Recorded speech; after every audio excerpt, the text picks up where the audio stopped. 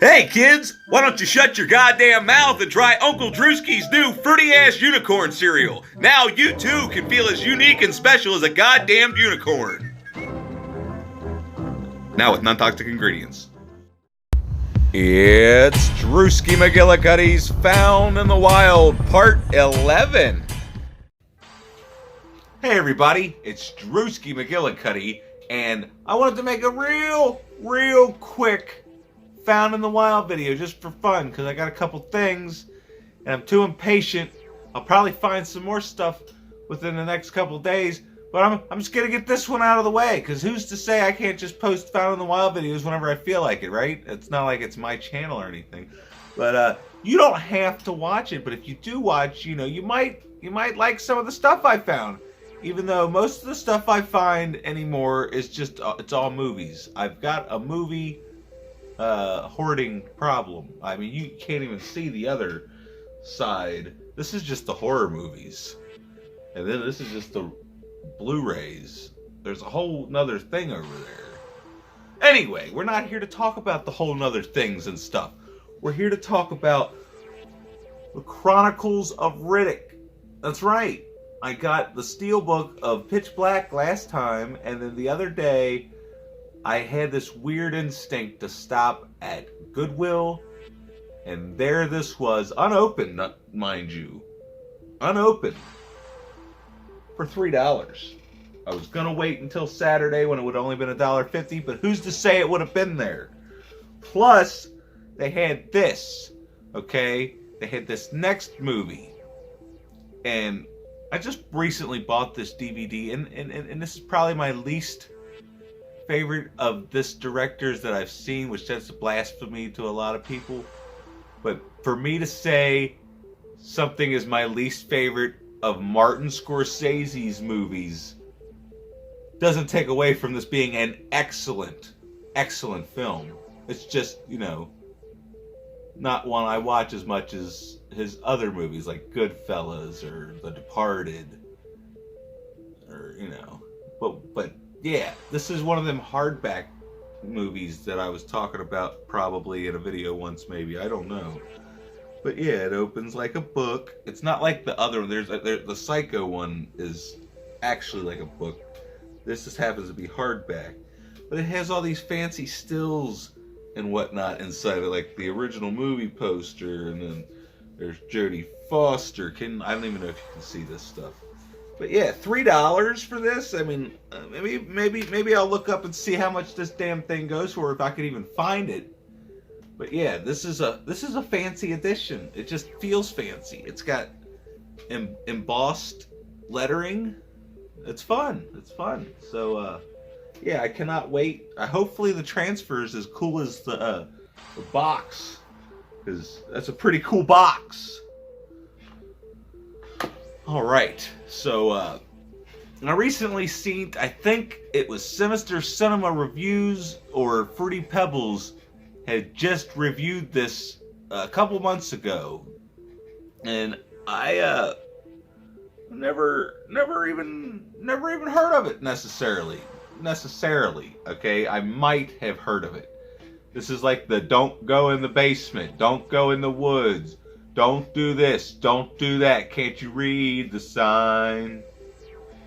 Yeah, hopefully you get that reference, so I don't just look like a big jackass. But yeah, don't answer the phone.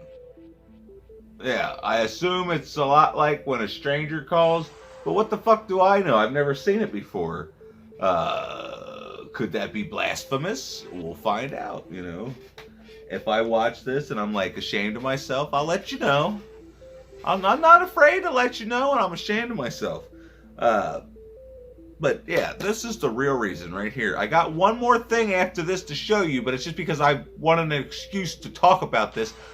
The last thing I didn't even really find in the wild. I borrowed it from the wild, okay?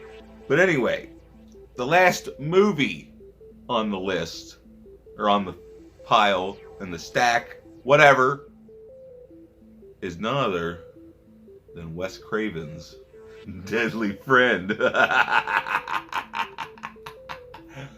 Hopefully it doesn't suck, because I haven't seen this movie since, like, USA Up All Night with Rhonda Shear or Gilbert Gottfried, or it might have even been Joe Bob Briggs' Monster Vision. And apparently Joe Bob Briggs just broke the internet with Shudder. Nobody can watch his thing, but good, because I don't have Shudder. So fuck you people with Shudder. No, I'm kidding. I'm kidding. I don't know how to get Shudder. I'm stupid. I'm technologically ill-advised. So I'm gonna go watch the DVD of Deadly Friend within the next couple of days. This one's definitely gonna be getting a review sooner than like some of the other shit that I find in the wild. Like, oh, I'm gonna do a review this one later, and then I never do. It's hard to keep up. There's so many movies, and there's only one of me. Plus, another reason that I'm having a hard time watching movies is because of this fucking game right here. Holy shit. This is a time consumer, okay? I guess technically it's a sequel to Fury Road, which I am a huge Mad Max fan. I even like Beyond Thunderdome, even though the middle and the last, I guess, yeah, once you get an hour into it, once they get to the kids, it's... But this, yes. Alright, so you're Max, right? And these people steal your car, they pretty much steal your clothes, and they leave you out in the middle of the desert for the buzzards to peck at. And then you wake up and you find some hunchback guy, and you steal his buggy, and then all of a sudden he's your best friend in the world, and you guys are on a mission to build a car so that you can go to Gas Town and fuck shit up. And all the while, you got to go to strongholds and clear them out, and then you can store your fancy cars that you steal from all the bad guys. And then it's basically like Grand Theft Auto in a post-apocalyptic future, or Red Dead Redemption. Yeah, but you got these badass cars. You can steal your enemies' cars. There's road combat. You got a slingshot. You can rip the doors off other cars and then rip the driver out. That's always fun. But yeah, there's like compounds and oil rigs and all these things that you got to go you got to beat the shit out of these guys. Like the combat system, basically you're just button mashing with square, and then you hit triangle to do like reversals and stuff. But the combat, like it's smooth. Like you just pushing one button, but it just feels so good when because it's all about how fast you tap it and how hard you press the button, which is weird because it's how everybody's always kind of pressed buttons. Like back in the Sega day, you're tilting the controller and nothing, it didn't do anything, but you did it anyway. And then when the Wii came out, they did it to where the new Super Mario Brothers, you could jerk the controller and yeah, you know what I'm talking about. If you know what I'm talking about, if not, I can't explain myself. But yeah, I haven't made it very far into this game because it's pretty hard.